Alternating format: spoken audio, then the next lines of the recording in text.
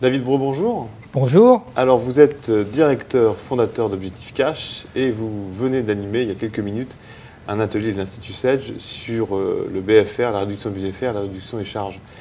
Quels sont les 3-4 grands conseils que vous avez donnés aux dirigeants aujourd'hui? Alors premièrement, on a essayé d'expliquer aux dirigeants toutes les fausses idées qu'on a sur le BFR et de revenir aux fondamentaux, c'est-à-dire le bilan, en visualisant ce que représente le bilan et essentiellement le poste client qui est le principal poste qui compose le BFR.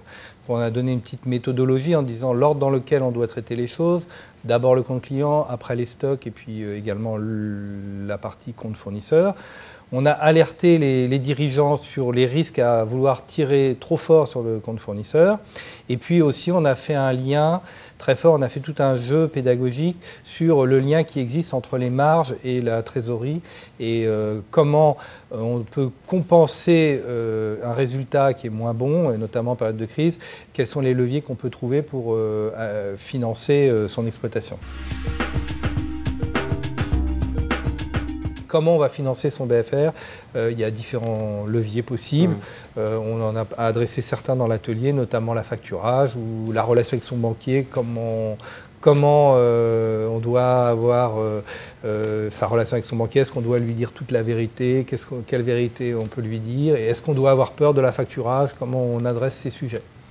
Doit-on la vérité à son banquier? C'est un vrai sujet. C'est un vrai sujet, oui, on peut en parler pendant des heures. Et j'invite les personnes qui n'étaient pas là ce matin à l'atelier à revenir à l'occasion d'un prochain atelier, on pourra en parler.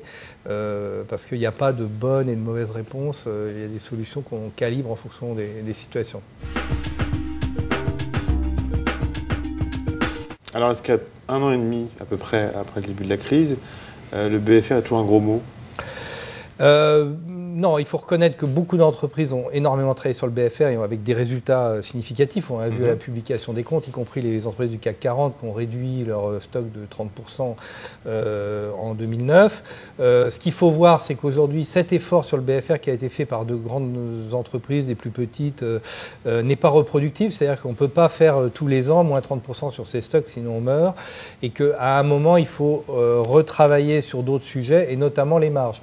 Et donc cette année 2010, après une année très centrée sur la trésorerie opérationnelle, la réduction des stocks et des comptes clients, elle est plus centrée sur le quali et savoir où on gagne et où on perd de l'argent, supprimer les foyers de perte et également se projeter dans des opportunités de business où on va avoir des marges importantes. David, merci beaucoup. Merci beaucoup, à bientôt.